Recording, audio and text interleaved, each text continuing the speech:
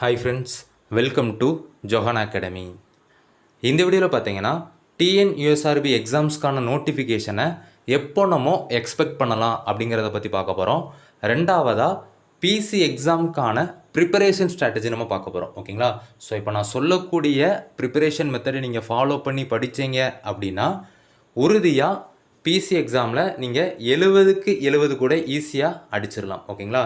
எவ்வளோ கொஷின் டஃப்பாக கேட்டாலுமே 70க்கு 70 உங்களால் இந்த மெத்தடை ஃபாலோ பண்ணி படிச்சிங்க அப்படின்னா உங்களால் போட முடியும். ஓகேங்களா? ஓகே, ஃபஸ்ட்டு தாலுக் எஸ்ஐ எக்ஸாமுக்கான நோட்டிஃபிகேஷன் தான் உங்களுக்கு ஃபஸ்ட்டு ரிலீஸ் ஆகும். ஓகேங்களா? ஸோ தாலுக் எஸ்ஐ எக்ஸாமுக்கான நோட்டிஃபிகேஷனை எப்போ நீங்கள் எக்ஸ்பெக்ட் பண்ணலாம் அப்படின்னு பார்த்தீங்கன்னா ஜனவரி. ஓகேங்களா? ஸோ ஜனவரி மிடில் உங்களுக்கு நோட்டிஃபிகேஷன் வரதுக்கு அதிகப்படியான சான்சஸ் இருக்குது. ஓகேங்களா?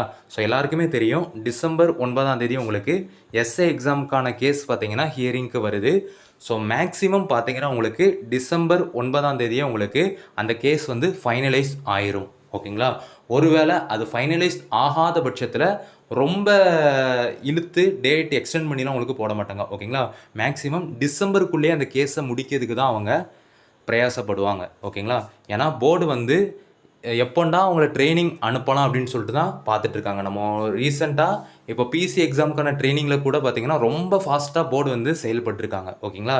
ஸோ அதே ஃபாஸ்ட்டாக தான் உங்களுக்கு எஸ்ஐ ட்ரைனிங்லேயும் உங்களுக்கு செயல்படுத்துவாங்க. ஓகேங்களா?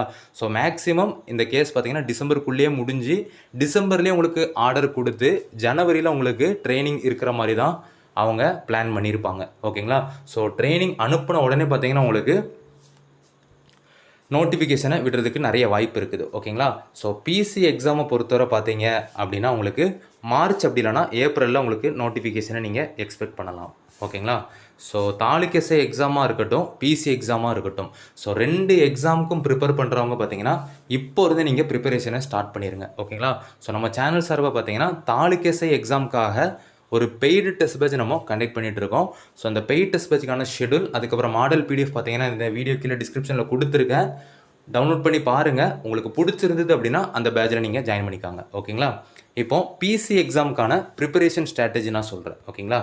ஸோ அதுக்கு முன்னாடி பார்த்தீங்கன்னா நம்ம பிசி எக்ஸாமுக்காக ஒரு புதிய பெய்ட் டெஸ்ட் பேட்ச் பார்த்தீங்கன்னா நம்ம ஸ்டார்ட் பண்ண போகிறோம். ஸோ இந்த பிசி பெய்ட் டெஸ்ட் பேட்சை பொறுத்தவரை பார்த்தீங்கன்னா 6th to 10th வரை உள்ள ஸ்கூல் புக்ஸ் இருக்குது பார்த்தீங்களா, அதில் உள்ள எல்லா பாடத்திலிருந்து எடுக்கப்பட்ட முக்கியமான ஒரு வரி வினாக்கள் பார்த்தீங்கன்னா உங்களுக்கு படிக்கிறதுக்கு கொடுத்துருவேன். ஓகேங்களா? ஸோ ஒவ்வொரு நாளும் பார்த்தீங்கன்னா ஒவ்வொரு பாடம் நீங்கள் படிக்க போகிறீங்க. ஸோ படிக்கிறதுக்கு பார்த்தீங்கன்னா இம்பார்ட்டன்ட் பாயிண்ட்ஸ் நான் சொல்லிடுவேன். அதுலேருந்து பார்த்தீங்கன்னா டெய்லி ஒரு 1-liner டெஸ்ட் வந்து உங்களுக்கு கண்டக்ட் பண்ணிடுவேன். ஓகேங்களா? ஸோ இதை தான் நம்ம ஃபாலோ பண்ண போகிறோம். ஸோ இப்படி படிக்கிறது மூலயமா எவ்வளோ கொஷின் டஃப்பாக உங்களுக்கு கேட்டால் கூட ஈஸியாக நீங்கள் 70க்கு 70 நீங்கள் போட்டுடலாம். ஓகேங்களா? ஸோ அந்தளவுக்கு ஒர்த்தாக இந்த டெஸ்ட் பேட்சை நான் கொண்டு போயிடுவேன். ஓகேங்களா? ஸோ இதில் ஜாயின் பண்ணுறதுக்கான ஃபீஸ் பார்த்தீங்கன்னா 1000 ரூபா. ஸோ அதற்கான ஷெடியூல், அதுக்கப்புறம் மாடல் பிடிஎஃப் பார்த்தீங்கன்னா நம்ம வாட்ஸ்அப் சேனலில் நான் கொடுக்குறேன். இந்த வீடியோ கீழே டிஸ்கிரிப்ஷனில் பார்த்தீங்க அப்படின்னா நம்ம வாட்ஸ்அப் சேனலுக்கான லிங்க் வந்து நான் கொடுக்குறேன். அதை கிளிக் பண்ணி நீங்கள் அதில் ஜாயின் பண்ணிக்காங்க. ஓகேங்களா?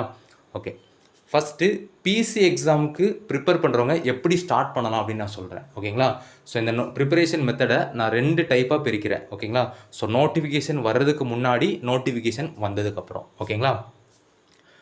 ஃபஸ்ட்டு நோட்டிஃபிகேஷன் வரதுக்கு முன்னாடி பிசி எக்ஸாமுக்கு ப்ரிப்பேர் பண்ணுறவங்க என்ன பண்ணணும் அப்படின்னு பார்த்தீங்கன்னா லெசன் வைஸ். ஓகேங்களா? ஸோ டெய்லி ஒரு லெசன் அப்படிங்கிற வயசில் நீங்கள் படிக்கணும். ஓகேங்களா?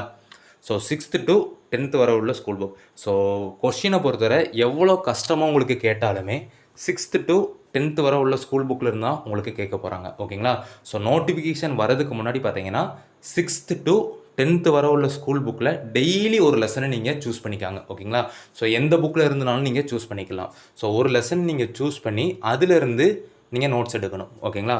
ஸோ எப்படி பார்த்தாலும் ஒரு லெசனில் பார்த்தீங்கன்னா மேக்ஸிமம் ஒரு 30லேருந்து 40 இம்பார்ட்டன்ட் பாயிண்ட்ஸ் தான் உங்களுக்கு வரும். ஓகேங்களா?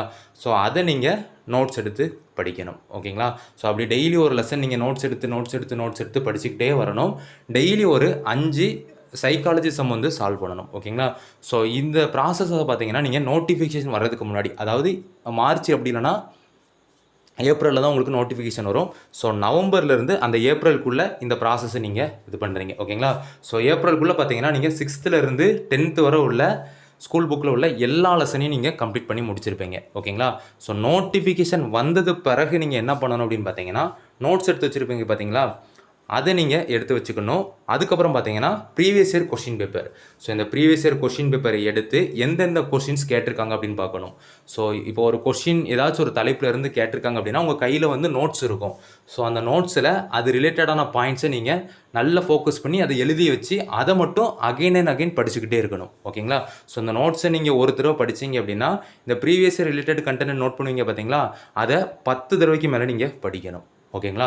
ஸோ இப்படி படிக்கிறது மூலயமா பார்த்தீங்க அப்படின்னா நீங்கள் நல்ல எஃபெக்டிவாக படிக்கலாம். ஸோ நோட்டிஃபிகேஷன் வரதுக்கு முன்னாடி பார்த்தீங்கன்னா நீங்கள் ஹார்ட் ஒர்க் பண்ணுறீங்க. நோட்டிஃபிகேஷன் வந்ததுக்கப்புறம் பார்த்தீங்கன்னா ஸ்மார்ட் ஒர்க் பண்ணுவீங்க. ஓகேங்களா? ஸோ இப்படி நீங்கள் படிக்கிறது மூலிமா பார்த்தீங்கன்னா ஈஸியாக நீங்கள் நிறைய மார்க் ஸ்கோர் பண்ணிடலாம். ஓகேங்களா? அதுக்கப்புறம் பார்த்தீங்கன்னா உங்களுக்கு தெரியுமா பகுதி ஃபுல்லாக நீங்கள் படிக்கணும். ஓகேங்களா? ஆல்ரெடி பார்த்தீங்கன்னா டெய்லி ஒரு லெசன் படிக்கும் போதே அந்த லெசனில் உள்ள உங்களுக்கு தெரியுமா பகுதி நீங்கள் படிச்சிருவீங்க. நோட்டிஃபிகேஷன் வந்ததுக்கப்புறம் பார்த்தீங்கன்னா உங்களுக்கு தெரியுமா பகுதியை செப்பரேட்டாக நீங்கள் அகைன் அண்ட் அகைன் ரிவிஷன் பண்ணிகிட்டே இருக்க போகிறீங்க. ஸோ அப்படி படிக்கிறது மூலிமா பார்த்தீங்கன்னா ஈஸியாக நீங்கள் படித்ததெல்லாம் உங்களுக்கு மைண்டில் ஸ்டோர் ஆயிரும். ஓகேங்களா? ஸோ அதுக்கப்புறம் பார்த்தீங்கன்னா ப்ராப்பராக டெஸ்ட்டு போட்டு பார்த்தா மட்டும் போதும்.